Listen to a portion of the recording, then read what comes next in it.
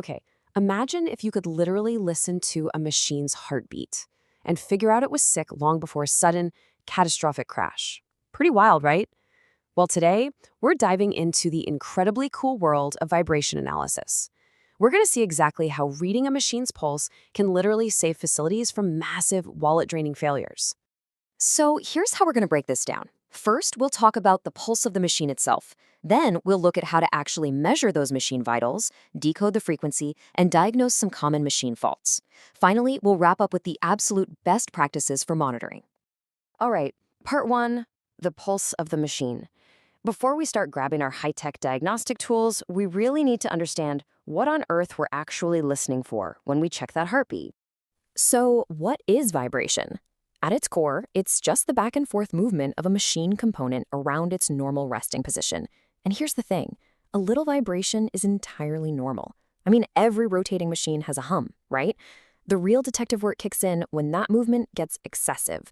That's when it goes from being a happy little hum to a critical symptom of a problem. And tracking this movement, it unlocks some unbelievable preventative power. Catching these symptoms early drastically reduces those nightmare unplanned shutdowns.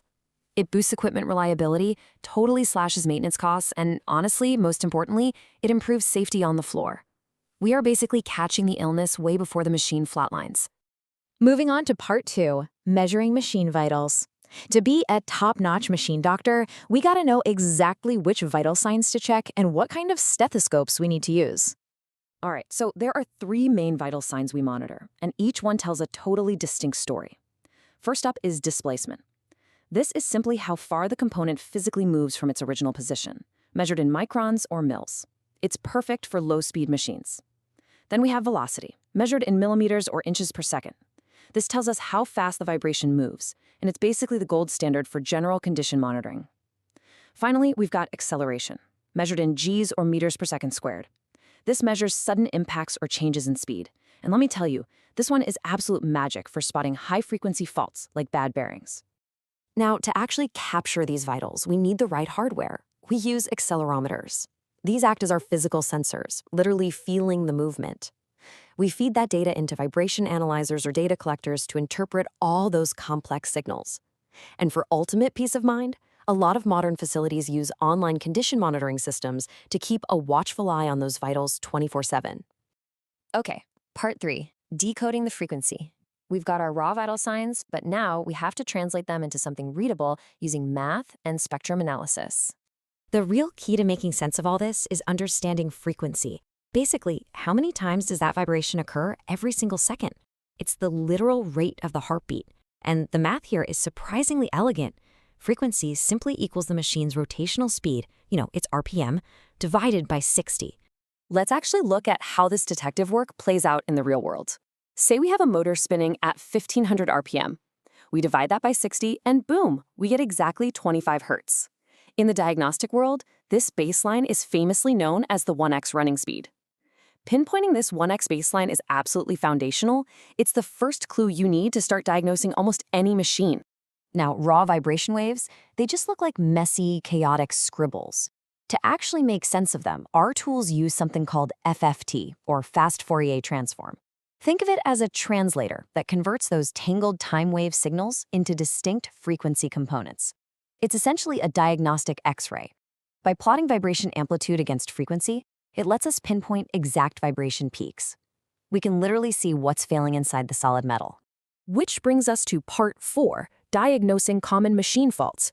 Armed with our FFT X-rays, it's time to hunt down the big four mechanical illnesses we are most likely to run into. The first major illness is unbalance. The big flashing red light symptom here is a massive spike in high vibration right at that 1x RPM mark we just calculated, and it mostly shows up as radial vibration. The culprits? Usually dirt buildup, bent fan blades, or just uneven wear. Think of a washing machine with a heavy wet blanket totally clumped on one side of the drum. That violent, heavy wobble, that's unbalance, and it leaves a very distinct fingerprint on our X-ray. Next up is misalignment, and it's super fascinating to see how the signature shifts here. The heartbeat now shows high vibration not just at 1x, but also at the 2x RPM mark. Plus, it introduces high axial vibration. This usually happens when shafts aren't perfectly straight, which is often from improper coupling alignment or something called thermal growth, where parts actually expand physically as they heat up. All right, our third illness is mechanical looseness. And man, the data for this one is just pure chaos. We're looking for totally erratic, unstable readings spread across multiple harmonics. 1x, 2x, 3x, 4x, you name it. When you see this incredibly messy heartbeat on your FFT, it's usually pointing straight to loose mounting bolts or maybe a deteriorating foundation that's literally crumbling beneath the machine. Rounding out the big four, we've got bearing defects. To catch these sneaky guys, we have to rely heavily on our acceleration vital sign. The symptoms are distinctly high-frequency vibrations and increased acceleration levels. These are the classic telltale signs of poor lubrication, dirt or contamination in the housing, or just standard metal fatigue kicking in after millions of rotations. And finally, part 5, best practices for monitoring. We know how to diagnose the faults, but how do we actually maintain a healthy plant day to day? Well, first off, you need a baseline. This severity chart acts as kind of a universal language for equipment health based on velocity measurements. It maps out the exact thresholds where a machine crosses from excellent down into good, fair, poor, and finally into critical territory, which is anything above 11.2 millimeters per second. Having these limits completely removes the guesswork. It tells you exactly when it's time to step in. But to make sure those readings are actually useful, the real secret sauce is consistency. You literally have to measure at the exact same location every single time. And you want to trend these values over time, always monitoring both radial and axial directions. Oh, and pro tip, combine these vibration x-rays with other awesome tools like thermography and oil analysis. When you do that, you're getting a complete, holistic physical checkup of your equipment. So all of this leaves us with one pretty critical question. Are you really listening to your machines? Because, they're constantly communicating with you. They're broadcasting their vital signs, warning you of unbalance, misalignment, and fatigue long before a part actually shatters. By applying these diagnostic basics, you hold the absolute power to stop catastrophic failures before they even start. The data is definitely there. The only question is, are you tuning in?